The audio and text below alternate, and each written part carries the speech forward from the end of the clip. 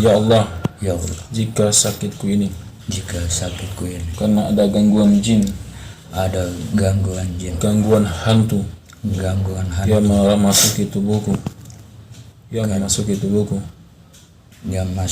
di tubuhku, maka maka keluarkanlah ya Allah, keluarkanlah ya Allah. Hanya Engkau lah Engkau bisa mengeluarkan yang bisa mengeluarkan segala gangguan jin, gangguan hantu di dalam tubuhku ini. أعوذ بالله من الشيطان الرجيم وأوحينا إلى موسى أن ألق عصاك فإذا هي تلقف ما يأفكون فوقع الحق وبطل ما كانوا يعملون فانقلبوا هنالك وانقلبوا صاغرين وألقي السحرة ساجدين قالوا آمنا برب العالمين رب موسى وهارون أعوذ بالله من الشيطان الرجيم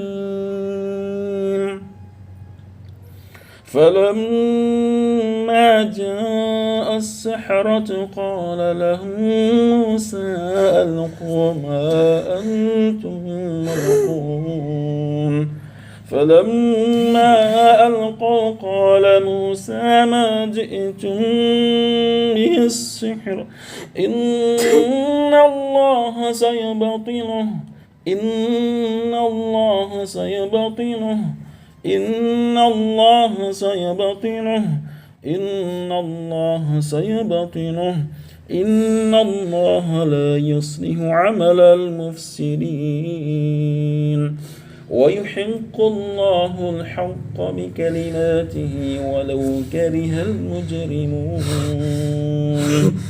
أعوذ بالله من الشيطان الرجيم قالوا يا موسى إما أن تلقي وإما أن نكون أول من ألقى قال بل ألقوا فإذا حبالهم وعصيهم يخيل إليه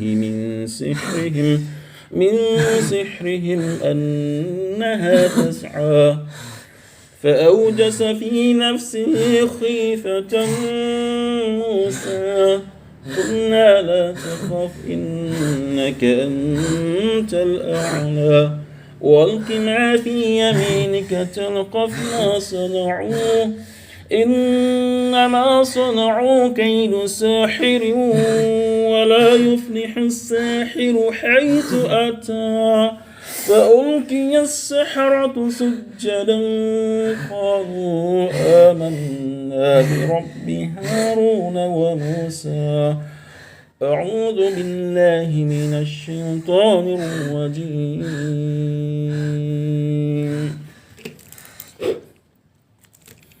أفحسبتم أنما خلقناكم عبثا وأنكم إلينا لا ترجعون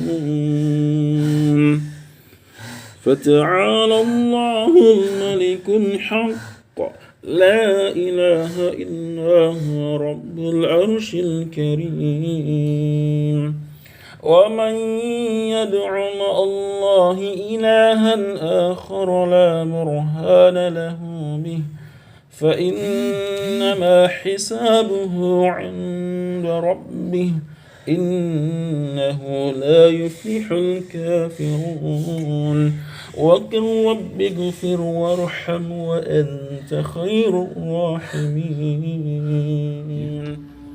Jadi untuk membersihkan segala gangguan jin, gangguan hantu, penyakit, gangguan ain, sihir, yang paling utama kuncinya adalah bersihkan hati. Ya, bersihkan hati. inna fil jasadi mudghah, itu kata Nabi, inna fil jasadi mudghah idza salaha salahal jasadu kullu wa idza fasadat fasadal jasadu kullu ala wahil qalb. Kalau hati sehat, sehat juga tubuh. Tapi kalau hati sakit, sakit juga tubuh. Gitu ya. Jadi Mas, mulai sekarang bersihkan hati. Ya. Artinya segala kesedihannya Mas, kekecewaan, ya, sakit hati hilangkan. Tapi kalau Mas pelihara, tambah sakit. Hantu semakin senang dalam tubuhmu, jin semakin senang dalam tubuhmu, dia mengganggu, dia membuat Mas sakit. Paham ini ya? Nah, itu hilangkan segala sakit hati. Tidak usah terlalu banyak obat. Ya, obat cukup satu jenis aja. Cukuplah minum madu misalnya, minum habat soda, minum jahe. Tidak usah terlalu, jangan sampai lagi Obat itu obat yang paten ya, artinya cukuplah minum yang jahe aja, jahe. Obat-obat ya merica, jahe, obat-obat batuk loh gitu. Tapi kalau sampai minum obat-obat mahal apa juga, karena yang membuat Mas sakit ini bukan itu, ini faktor boleh saya jin. bertanya Ya, silakan. Ada perempuan beli di tempat jualan. Ini rumah kayak ada jinnya ini. Oh, itu nggak penting, itu Nggak penting dia. Justru pembeli tadi dia mengatakan rumah ini ada jinnya, justru pembeli itu termasuk dia sakit itu. Karena orang-orang sehat itu adalah orang normal, tidak melihat hal-hal yang sifatnya di luar nalar kita. Ketika dia bisa melihat ini, berarti dia orang sakit. Orang tidak sehat itu jangan dipercayalah. Begitu tuh. Iya. Nabi Muhammad ini dia tidak mampu melihat hal-hal yang di luar kemampuan dia, kecuali diberi wahyu. Kalau kita tidak mampu juga, kecuali orang sakit. Orang sakit itu misalnya lihat jin, dia mampu lihat jin, dia bisa membaca, dia bisa menerawang, itu orang sakit itu. Jangan dipercaya orang seperti itu ya. Ini Ustaz, sakitnya ini apa Ustaz? Ya, ketika diberitahu seperti itu, rumah ini ada jinnya, rumah ini kamu begini-begini, itu justru membuat Mas bisa drop nanti. Karena ada rasa kekhawatiran. Rasa khawatir itu membuat hati kotor, gitu kan. Mending enjoy aja. Biasa aja, santai aja, disikapi biasa aja. Mas banyak bersedekah aja supaya hati selalu bersih. Sering-sering doakan orang tua, ibu mama itu. Kan begini aja Mas. Sakitnya Mas ini ada hubungannya dengan ibumu. Ibumu sering serindu.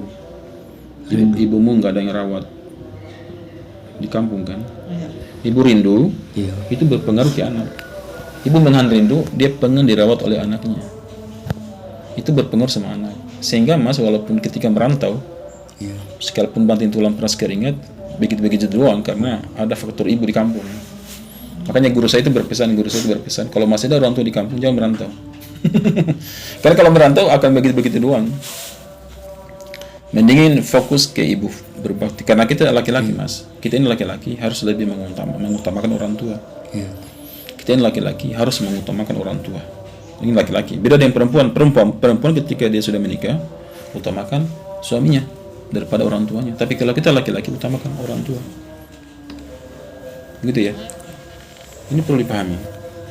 Sehingga kalau Mas merantau, sekalipun barangkali punya duit, akan sakit lagi, akan diganggu jin lagi, akan ini lagi, gitu ya, akan sakit lagi. Ya. Saya mau bertanya tuh. Itu rekan waktunya mau berangkat, ya kasih mandi saya. Siapa? Ibu saya. Dikasih mandi itu tujuannya apa?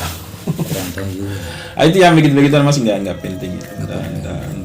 Karena kita sebagai Muslim, yang kita andalkan ketika kita merantau adalah tauhid. Tidak perlu kasih mandi. Beri kasih mandi, tapi kalau pemahaman agama kita, pemahaman tauhid kita kacau-kacau. Seperti tadi itu Mas, pembeli dia mengatakan, rumah kami ada jinnya, rumah kami kamu harus begini, itu tidak benar itu Mas, itu melanggar tauhid. Karena yang semestinya ketika dia menyadari kalau dia mampu melihat jin, ya semestinya kalau dia paham tauhid, berarti dia harus pahami dirinya, ternyata saya sakit. Kok saya bisa lihat jin? Pas itu ada istriku tuh, nggak bertanya 2 cewek. Mas. Tapi kenapa setiap di tempat jualan pasti dia batuk begitu minta ampun? Ya, bisa jadi tempat jualannya terkena hasad atau ain. Ya, tempat jualannya hasil rugi juga. itu besok udah bangun udah itu. Tapi dari sebenarnya gini Mas, sebenarnya gini. Semua itu sebenarnya bisa batal dengan amalan tanpa harus diruqyah. Bisa Mas tinggal forecast amalan apa yang harus diutamakan.